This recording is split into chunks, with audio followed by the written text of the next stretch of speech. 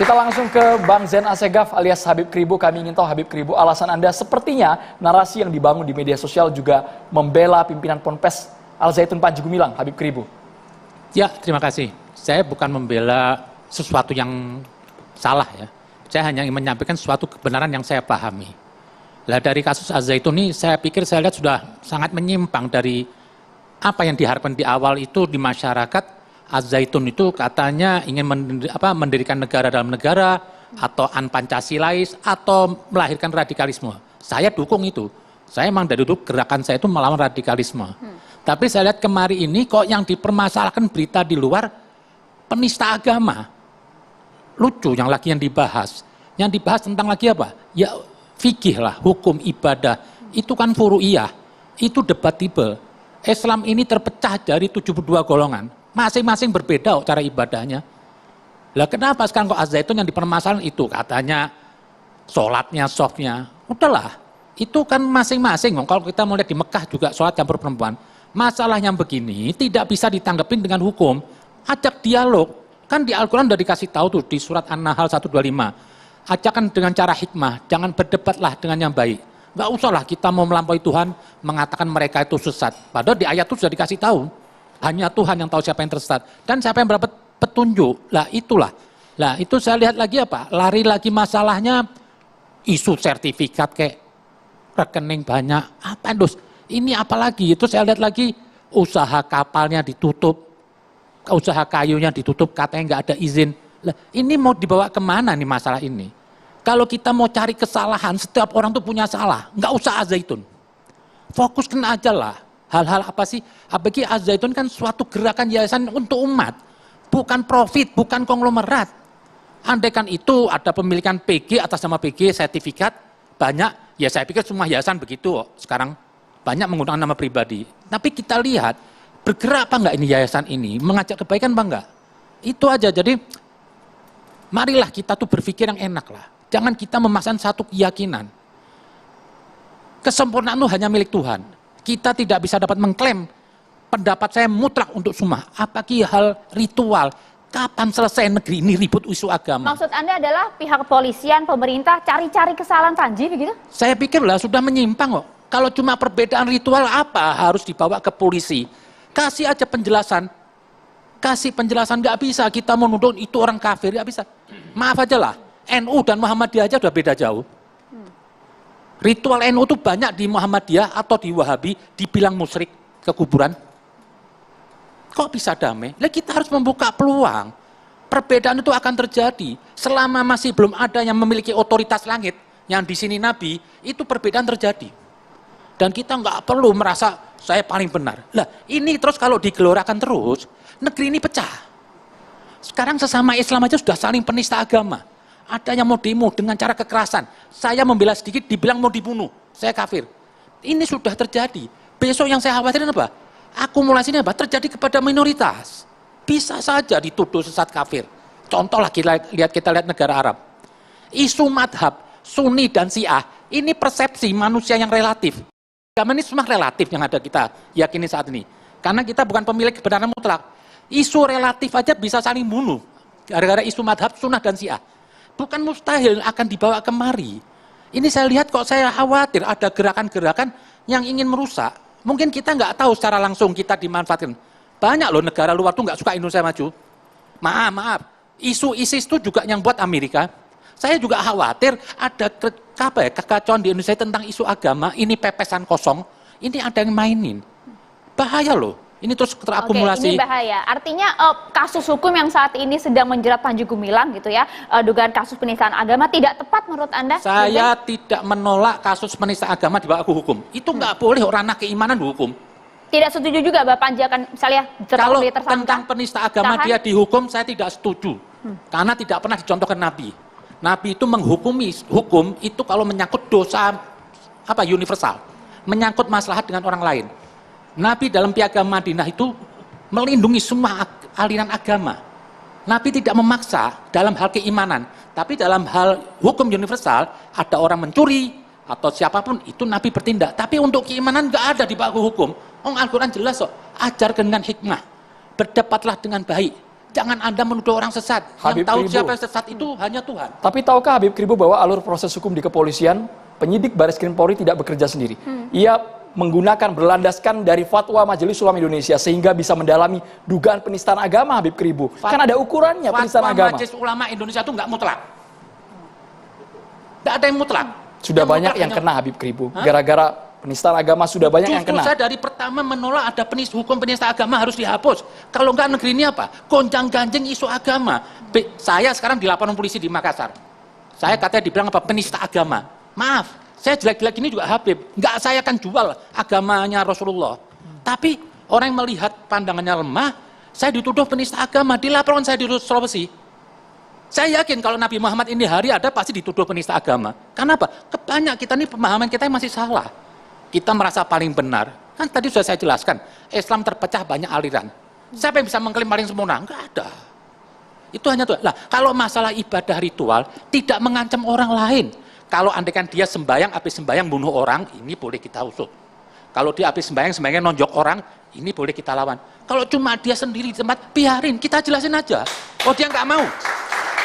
Dia nggak mau, ya kita jelasin lagi, nggak usah dipaksa. Nggak usah dilabelin ini penista agama kafir. Beragamalah yang enak. Jangan berubah jadi, merubah diri jadi Tuhan. Itu aja.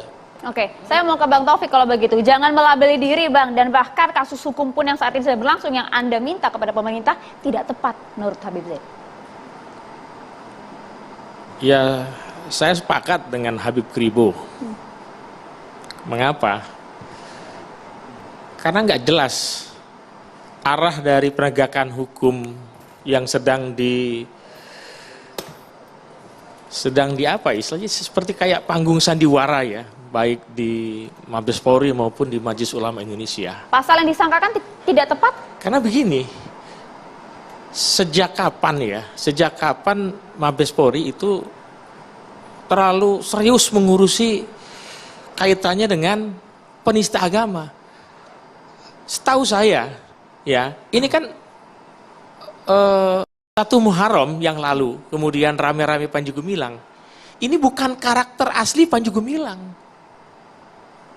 Bukan karakter asli, bahkan mengundang Habib Kribo ya, mengundang Mbak Monik, mengundang Bang Ilham.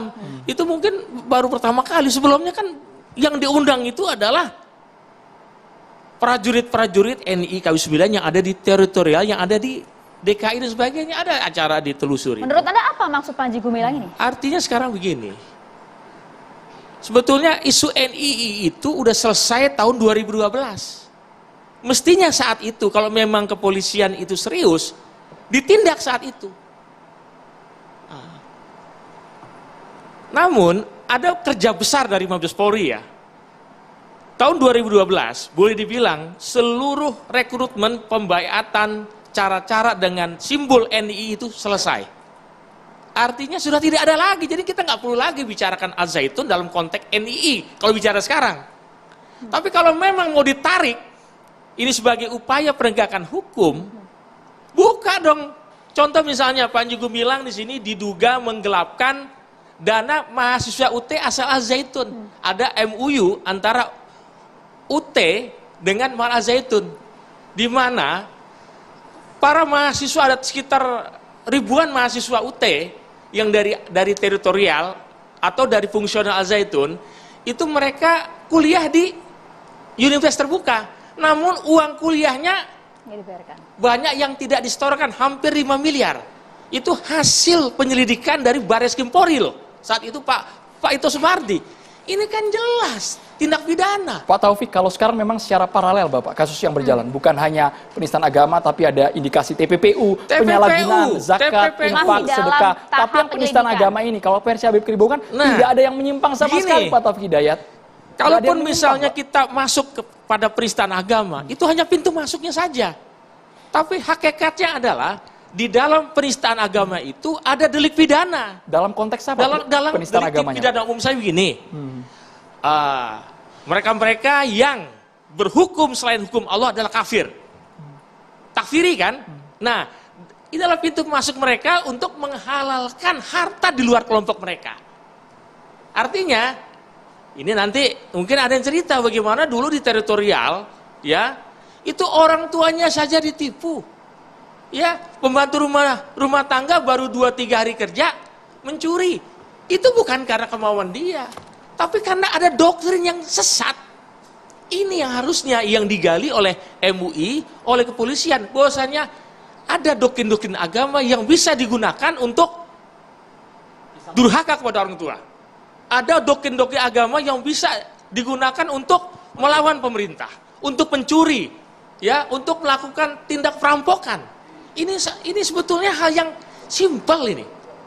Hal yang ya kalau ini kan jelas nih ya, jelas dalam temuan PPATK itu kan 2012 zaman Pak Unus Hussein. Kita sudah laporkan. Nah, kok nggak ada tindakan? Ya, terutama misalnya ketika acara telusur tahun 2009-2010 itu jelas diputar proses perpindahan kewarganegaraan, proses doktrin, ya, orang didoktrin anti Pancasila, orang didoktrin anti NKRI, orang dibaiat, orang ada proses perpindahan kewarganegaraan, diangkat menjadi warga negara baru. Ini kan proses makar, videonya ada, orang pelakunya ada. Ini kalau ada orang misalnya melakukan tindakan kriminal di media sosial, dicari dong orangnya. Ini tidak di media mainstream, sekelas TV One, sekelas Metro TV, tapi dibiarkan. Ini kan aneh nih. Ya, saya cocok lah. Aneh gitu. Sudah nyala, Habib Kribo, sudah nyala? Ya, saya cocok kalau dalam hal yang tadi disebutkan ada nanti menciptakan merugikan orang lain atau menipu orang lain, itu boleh disikapin. Cuma yang saya mau pertanyakan, ini sudah 20 tahun lebih hidup Kang Al-Zaitun. Kok sampai ini hari nggak selesai-selesai? Apa fungsinya? Dan kenapa kok ini hari baru rame? Itu jadi banyak tanda tanya aja. Ini mau dekatin Pilpres lagi. Kan bisa aja orang mau cari apa ya, manfaat dari keributan agama. Yang ini. goreng siapa, Bib? Ya, yang punya kepentingan penguasa, Begini, rakyatnya Bib, jadiin Bib, korban. Maaf, Bib, saya ini. Ya, saya Al-Haidar tahun 2003 itu mengadukan Kepala BIN saya. Kepala BIN yang kita laporin. Bapak Hendro Priyono. Kenapa? Karena hasil penelitian kami ya tentang Az-Zaitun itu kan kami bukukan. Lalu saat itu ya, tapi saya sebentar. menolak dulu tentang Pak Hendro Priyono. Saya ini bergerak di bidang radikalisme. Saya di musim Bapak orang. Siapa yang melindungi saya? Siapa yang mengarahkan saya mendukung? Adalah Pak Hendro. Dan sempat sekali Pak Hendro membuat statement yang apa ya, mungkin nggak nyaman buat dia. Dia mengatakan mengkritisi kaum Arab yang ada di sini ingin membuat gaduh. Jujur aja, yang dimotorin oleh Rizik loh. Lah, Pak Hendro berani berkata, moderatornya mana ini? Sebentar Bapak, nanti kita kasih porsi yang masing-masing. Kita dulu, kasih porsi Pembahasannya masing-masing. ini kan tentang pendidikan. Kita uraikan satu persatu, Bapak. saya jangan dulu. Ini malah buang-buang waktu. Saut-sautan berdua. Saya mau cerita tentang Kita Pak ini Hendro ada ini berapa yang orang, tuduhannya gitu. itu bukan saya membela. Oke. Jangan dikemana-manakan bicara itu sesuai dengan konteksnya. Saat itu saya melaporkan, saya Al-Haidar melaporkan Pak Hendro Priyono karena melakukan tindakan pengancaman kepada kami para ilmuwan, para akademisi. Saya terlepas nggak tahu itu ancaman apa. Nah, kalau tidak tahu dengarkan dulu. Maaf BP, maaf BP. Ancamannya dalam bentuk apa? Bayangin BP ya. Hendro Priyono atas nama presiden. Ya, ancamannya Dia apa? pidato di komunitas Al-Zaitun. Ya. Itu ada videonya. Ya, apa ancamannya? Ancamannya Untuk siapa? Itu ada orang-orang yang iri hati, orang-orang yang sakit hati yang menerbitkan bukunya buku iblis. Itu mereka-mereka itu yang mengatakan Al-Zaitun ABC itu adalah orang-orang iri hati akan saya hajar. Dan Hendro Priyono saat itu menyatakan buku yang kami terbitkan adalah buku iblis. Apa yang salah di situ? Kalau Pak Ya Hendro nggak bisa, membela orang, gimana kok mereka ngancam kok akan saya gebuk. Loh, kalau membela yang benar gimana? Ya nggak bisa. Orang pengancaman, menggebuk, menghajar. Selama saya masih berkuasa, saya akan hajar. Iya. Ini pidana. Oke, hubungannya dengan Panji Gumilang apa? Artinya dia bicara di forum Panji Gumilang. Dan hebatnya oleh Panji Gumilang, itu video disebarluaskan. Itu penunjukan. Merasa punya backing. Kalau maaf ya, kalau Pak Muldoko saya pikir nggak ngerti apa-apa, Pak Wiranto juga. Tapi Pak Hendro Priyono jelas-jelas dalam forum mewakili presiden. Lah itu terdaftar apa enggak di Menteri Agama? Ada masalah apa enggak Al-Zaitun? Bukan. Lah enggak, saya mau tanya, Gimana sih pada masa tindakan pengancaman ini? kalau sesuatu sudah dikasih izin oleh negara, ada orang mengganggu, salah apa enggak kalau disikapin? Kami ini punya kebebasan untuk menyampaikan pendapat. Kami bikin buku hasil penelitian. Lalu buku itu dibilang buku iblis. Saya mau tanya, itu Al-Zaitun pada saat itu sudah diresmikan oleh Depak? Lu nggak ada urusan. Buku, ya, bukunya apa, Juli? Bahkan bukan buku Judulnya ini ya. apa? Bahkan buku yang kami tulis itu saat itu kan juga merujuk hasil daripada penelitian Kementerian Agama. Saat itu Pak Profesor Said Agil Al-Munawar. Soal apa buku itu, Bang? Iya. Soal apa? Soal mengkritisi tentang Al-Zaitun bahwasanya terbukti ya ada hubungan sumber daya manusia yang ada di Al-Zaitun itu berasal dari teritorial NII. Dana untuk pembangunan Al-Zaitun itu berasal dari hasil ya eksploitasi yang ada di umat di NII. Pembuktiannya itu kita ke Pak Abdul Hoyer, kita tarik ke perkara hari ini. Habib ditahan dulu, Presiden, Menteri Agama Tidak, ada masalah. Pak Habib Zen, karena kasusnya terlalu berlarut-larut, Bapak, kami ingin tahu apakah ini ujungnya ada tersangka atau tidak. Itu temuan Kementerian Agama loh, resmi. Baik, Oke, jadi kita penistaan masih agama sebagai pintu membahas masuk mengenai ya, kasus Bapak. yang berlangsung, penistaan agama. Pak Abdul Hoyer. Jadi gini, saya bicara ini berdasarkan pemberitaan. Perkara Akwo itu sudah masuk penyidikan. Hari ini yang bersangkutan masih diperiksa. Betul. Ya, saya tidak meramal, tapi saya punya keyakinan berdasar argumentasi teoritis. Tentunya dengan pendekatan-pendekatan yang saya pahami dan saya pelajari. Seseorang itu dinyatakan sebagai tersangka apabila telah memenuhi 2 alat bukti minimal sebagaimana dimaksudkan dalam putusan Mahkamah Konstitusi nomor 21 tahun 2014 yang menuju kepada pasal 184 KUHP. Nah, itu apa? Ada 3. Saksi, ahli, surat. Keterangan terdakwa, petunjuk nanti di pengadilan. Ahli sudah diperiksa. Banyak ahli dari MUI, dari Muhammadiyah, dari NU, saksi begitu juga. Surat dimaksudkan di sini dokumen-dokumen termasuk sistem dan atau dokumentasi elektronik yang beredar di berbagai media sosial. Tambah lagi bahwa Majelis Ulama Indonesia itu telah menerbitkan fatwa. Fatwa ini diperlukan sebagai salah satu alat bukti surat sebagaimana dimasukkan dalam 184 KUHP. Bukti penguat. Fatwa itu menjadi bukti surat. Nanti Komisi Fatwa di MUI itu dimintakan pendapatnya sebagai ahli. Saya paham persis. Ini berlaku terhadap semua kasus, bukan hanya terhadap Panji Gumilang. Lalu apa kaitannya? Seseorang itu telah dinyatakan diduga memenuhi unsur delik yang disangkakan. Ada 3 delik. Pertama yang paling tinggi itu adalah berita bohong. Pasal 14 ayat 1. Undang-Undang nomor 1 1946 tentang pemberitahuan bohong atau menyiarkan berita bohong. Itu dengan sengaja menerbitkan keonaran. Pasal yang kedua itu pasal 28 ayat 2 Undang-Undang ITE. Junto pasal 45. Itu terkait ujaran kebencian, permusuhan terhadap individu atau kelompok yang berdasarkan suku, sara, suku, ras, dan antar golongan. Itu 6 tahun. Kalau yang tadi pasal 14 ayat 1 itu 10 tahun. Yang ketiga adalah pasal 156A huruf A KUHP. Ini terkait dengan delik penyalahgunaan dan atau penodaan agama. Itu ancaman hukumannya 5 tahun.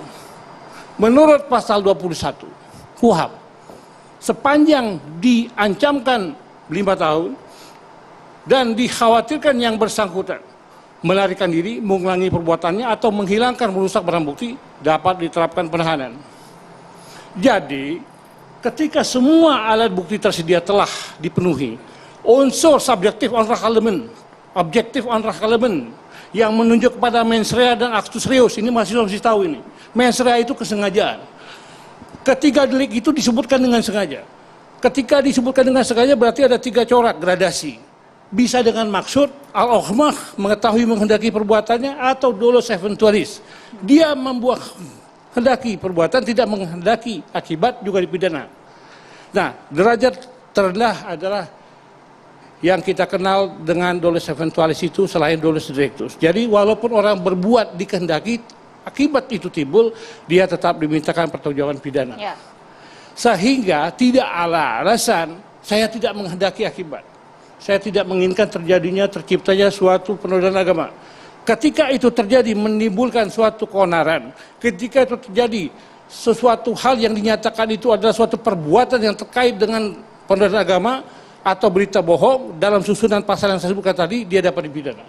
Oleh karena itu, saya yakin yang bersangkutan pada hari ini selesai diperiksa akan dilakukan gelar perkara yang saya pahami dalam kondisi sekarang ini naik satu tersangka berubah bukan menjadi saksi karena dia sudah tersangka, karena dia diperiksa sudah saksi, sedangkan alat bukti sudah terpenuhi yang saya sebutkan tadi, saksi, ahli, surat sudah ada, fatwa sudah ada. Nah, kalau sudah demikian halnya, syarat objektif terhadap seseorang itu ditangkap dan kemudian ditahan itu harus ancamannya di atas 5 tahun. Yang sebutkan tadi itu di atas 5 tahun. Haruskah ada tersangka dalam tingkat penyidikan? Penyidikan itu outputnya, hasilnya tersangka berdasarkan pemenuhan unsur yang saya sebutkan tadi. Unsur ini dipenuhi berdasarkan 2 alat bukti sehingga terang perbuatan pidananya dan orang itu layak dinyatakan sebagai tersangka. Ketika demikian halnya berdasarkan ketentuan pasal 21 KUHP dia ditahan. Ini Kita harus tunggu adil, bersama harus Pak equal. Abdul Qadir karena kabarnya Baris Krim Polri setelah memeriksa berjam-jam Panji Gumilang akan melakukan rilis malam hari akan mengumumkan bagaimana status Panji Gumilang. Tapi pertanyaannya Pak Abdul Qadir, ini jerat pidananya mengarah kemana? Apakah kuat mengerucut ke pasal dugaan penistaan agama? Sesaat lagi ditanggapi. Kita harus di catatan demokrasi pemirsa.